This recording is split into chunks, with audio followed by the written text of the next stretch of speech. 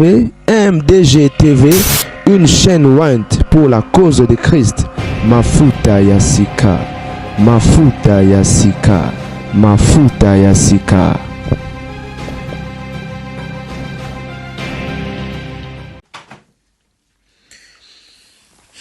Mbote bande ba bolingo. Nzamba pambolela ngai bino, les alinga bino la gardienne du temple, les troubles qui troublent. Et bon week-end, tout ça déjà vendredi. Donc ça va inda week-end ou ça va inda. Ba dossier ndé ba dossier tala ba farde ngomba.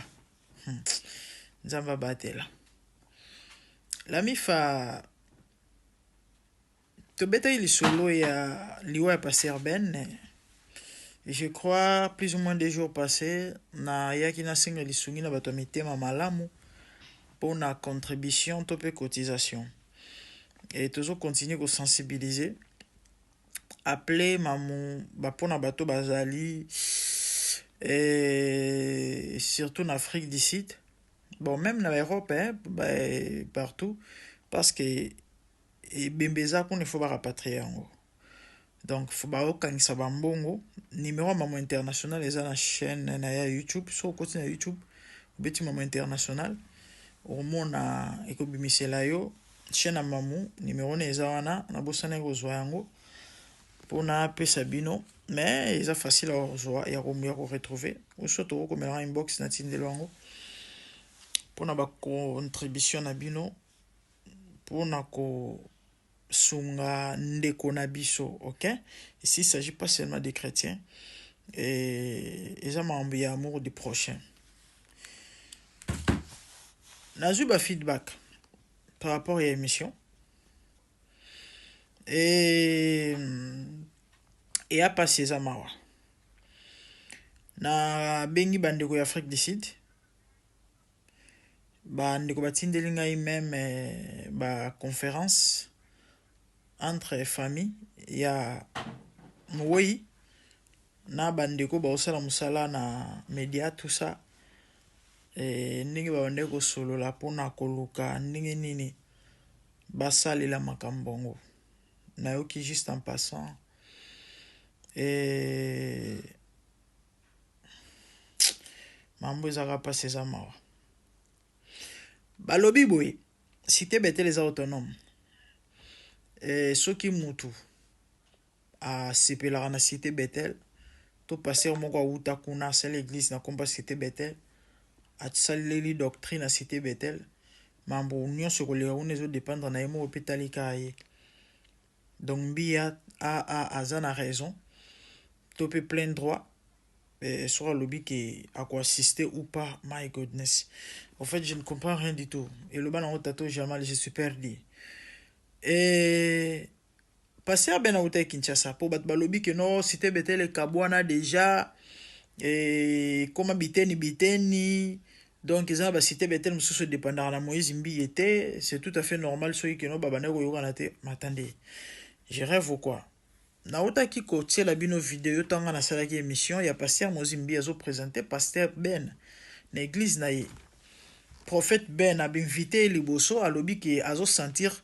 et vent prophétique ya sika bomona kito bomona kite sko baswana ki jour nini babunda ki mokolo nini bakabona ki mokolo nini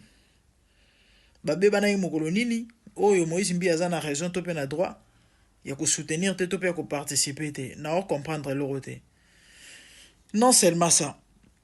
bon c'est quoi l'amour du prochain bolingo l'amour du prochain oyo ba passer ba te rabiso na bible ya ko lela na ba ko lela. Et au fait, nous allons comprendre le côté. Je ne sais pas, vous voulez dire quoi par là? Batumsu ba ipsinga mère, mais attendez, ceux qui sont bon de bazolo, ba bon siko yo frère pasteur Ben ou akufai na maboko Moïse Mbi. Parce que est-ce que boyebi que frère na est propre, azala ki ke si ceux qui na bosanité. Ya pasteur Moïse Mbi, ya cité Bethel oyo ya Siloé. O pasteur Moïse Akambara. Est-ce que vous êtes au courant? Boyebi akufela ki wana na matanga na yepe balobi Moïse Mbi a contribué. Là maintenant ça fait réfléchir hein. Tolo banini a sala nini so azali bon nanga na tu na lingai mwasi na ye bo passer mweza balate siko wana passer mweza contribuer te pourquoi c'est la famille mutelobi ngate famille mutelobi ngai te na moni bat ba fingi ngai onde nga muna ko créer makambo na ko inventer makambo famille mutelobi ndeko na bongo akufena kisasa zaki kesi ya mbi akufela na mboko mbi mbi asala peka elo te siko elo ni les autres pousser to pe zo tindai asunga bande côté o bazoko kufa. Ça fait réfléchir hein bah déjà on nous interpréter bino bibi congolais na ko interpréter hein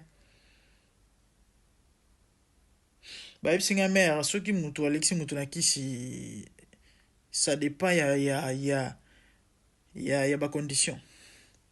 mususu ozo charge bembe mususu ozo charge était parce que sur salle juste charge bembe les années tason biliwa ya mutu wana ah bon wana les années ba bon interpréter parce que attendez ils ont une explication te moi simbi azangi mbongo te siko nini ngo so pekisa ye soki ba oya ye ba kufi asunga te boyebi Eric oya mara total adoration hein je crois toyebi frère Eric auto kufa ya plus ou moins un an passé exactement un an je crois kufa en mars année passée une année juste et koki en Afrique du Sud ça la AVC na mutuka Eric basala ba cotisation en Afrique du Sud pona basala bob sek nae moi zimbia contribuer te sko mutu ne so tunama parce que dossier on ezongi susu bino boyebi Eric frère Eric wa sa yemba total adoration o esala mama na succès ti lelo bujaka banze moza asuni matanga na kita lelo nzamba mbiye nta dedikasa bwaka mbiye nzamba mbiye makasi elo bato bakino mankansi mankiansi akufi bandeko Moïse mbiya sale le côté ata 1 centime 1 rent ekenda te siko yepe babebanaka ata sui babebanaka lui étant son père sérieux car ndenge frère wana bato nyonso bayeba epona total adoration oyo ya cité Bethel ya passé Moïse mbiye toza batuko siko babilo boetan to lo bato bimaka mabe na nini tant tote ya bato nzambe tant tote ya bato Yesu tant tote ya bato Bible et que biso moko toza incapable ya kosalela yango siko pourquoi tote ya bato moi c'est Eric pendant que je vous parle aoma ovande pa ya grand frère na ena bana alala na salon elle souffre tellement babetelinga babisinga mama mwana na ye mwana Eric ya liboso akata classe parce que bon on fout nerveux les autres na solina ndeko moko alobi bon grande mwana na zape millionnaire te na Afrique du Sud bafuta classe chaque mois na meka bafuta une fois avec tout ce que j'ai comme responsabilité na kokate moi na kata classe dites-moi boy bisangai certainement dans le ça on les a responsabilité mbi était taille mbi était OK problème te Eric akufa yamba total adoration mbi a salé le côté ben akufi mbi a le beau salé le côté parce que ça n'est mbongo te ndeko mo assemblée na cité Bethel Afrique du Sud le lobby tant ba bien passer à tout na bon aibi si bon OK d'accord bolina rapatrier bembe suko ya et comme il fait sur ma mususu ya ba matanga au salé mais là on doit charge mais papa on a un problème d'un ana famille na Kinshasa non suko monique yo doit charge à matanga te mais néanmoins ce qui ko soutenir to pe ko sunga e bembe ya le reste c'est comme famille parce que il a une famille et bemba l'état kutu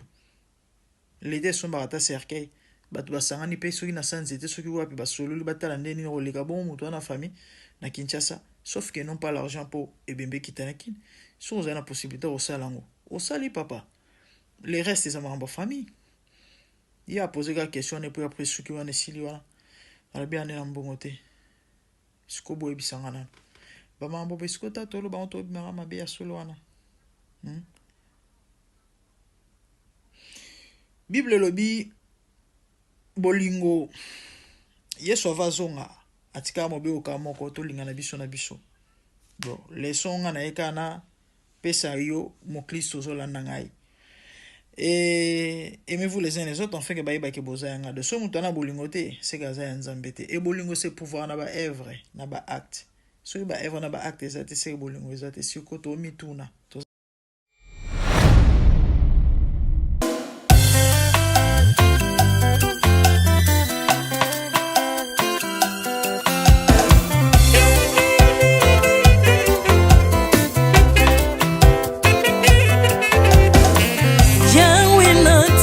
mokili oyo namoni te natangi na histoire ya monde namoni te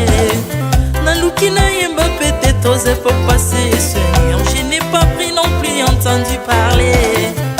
oui akokalala yo Yesu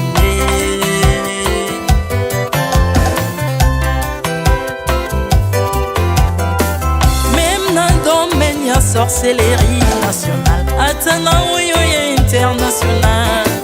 papa na yo kisangwa banzamba mokili yo mokota kufa se kwa lokola yo Yesu nanya voyage lokola yo nanya wakoka nino ya wanzambe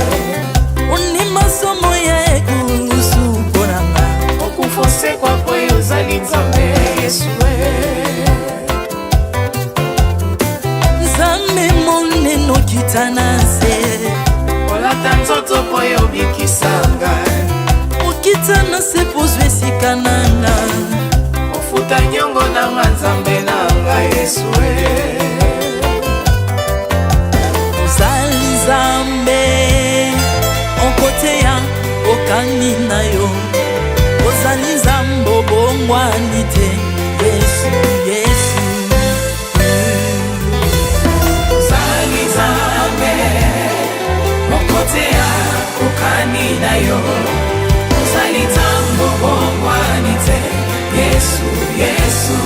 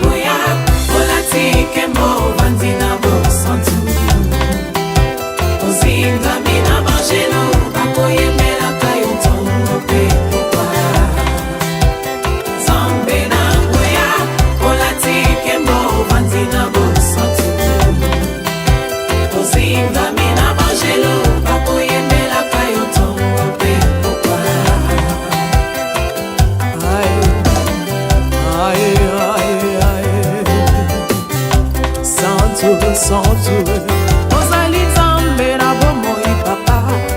ozali nzambe na bomoi yawe ozali konzi oyo esimba bomoi nanga ozali nzambe oyo abikisa maladi nakokende wapi nzambe soki na yo te likolo evanzelo na yo yawe mabele enyatelo na yo ozali nzambe ozali nzambe kote lokola yo Zambe na ngoya olatike mo vanzina bosotu ozinga bina bangelo bakoyemela kayo tomo pe popa Artamon tu m'as rendu intouchable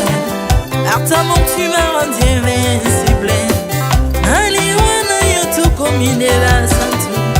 Lise kwa na yoto komine balongi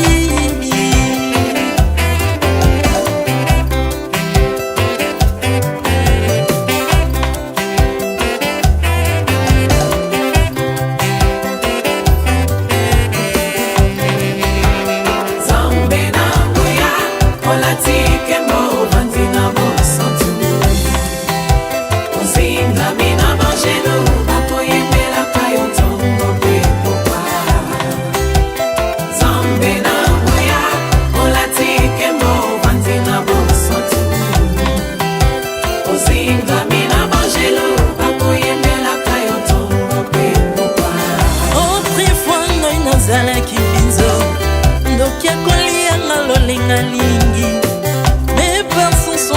métamorphosé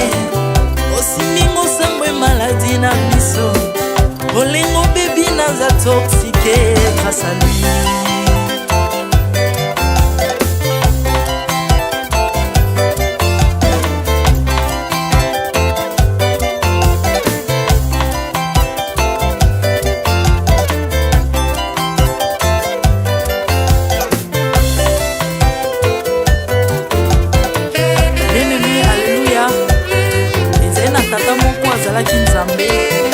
Tango akufi badeptine balobi keno akosekwa po nzamba bakristo basekwa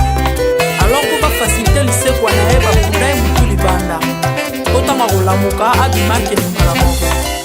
mais comme nzambe na biso alinga kokambola gloire na moto te lobi nango na ntongo baya kokuta bangulu basepelisa mutu ya nzambe na bango yango bien aimé bato wana bakoma oyo biso dolera ngulu te po milimo mobe ekotaka na ngulu so bino bolera ngulu te po milimo mabe ekota na ngulu bomelaka mai te po milimo mabe ekotaka na mai